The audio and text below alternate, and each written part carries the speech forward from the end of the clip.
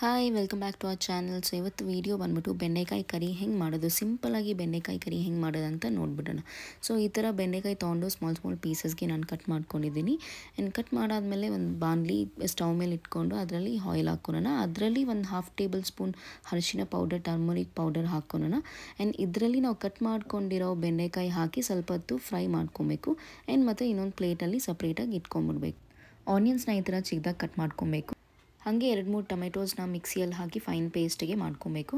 ಮತ್ತು ಅದೇ same ಕಡಾಯಿಯಲ್ಲಿ oil ಹಾಕ್ಕೊಂಡು ಸ್ವಲ್ಪ ಆನಿಯನ್ಸ್ ಕಟ್ ಮಾಡಿದ್ದು ಮತ್ತು 2 ಹಸಿಮೆಣಸಿನ್ಕಾಯಿ ಮತ್ತು ಹಾಗೆ ಅದರಲ್ಲಿ ಕರಿ ಲೀವ್ಸ್ ಕೂಡ ಹಾಕ್ಕೊಬೇಕು.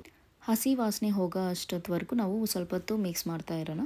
ಮತ್ತು ಅದರಲ್ಲಿ ಮಿಕ್ಸ್ ಆದಮೇಲೆ ಚೆನ್ನಾಗಿ 1/2 tablespoon of ginger garlic paste ಹಾಕಿ ಅದರಲ್ಲಿ ಆವಾಗಲೇ ಟೊಮೆಟೊ ಪ್ಯೂರಿ ಮಾಡಿದ್ದು ಪೇಸ್ಟ್ ಕೂಡ ಹಾಕ್ಕೊಂಬಿಡೋಣ.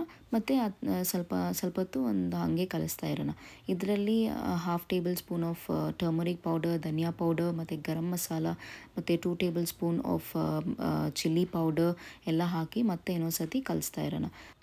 ಆಮೇಲೆ ಇದರಲ್ಲಿ 2 to 3 ಟೇಬಲ್ ಸ್ಪೂನ್ ಆಫ್ ಮೊಸರು ಹಾಕೋಣ. ಮೊಸರು ಹಾಕಿದ್ರೆ ತುಂಬ ಚೆನ್ನಾಗಿ ಟೇಸ್ಟ್ ಬರುತ್ತೆ.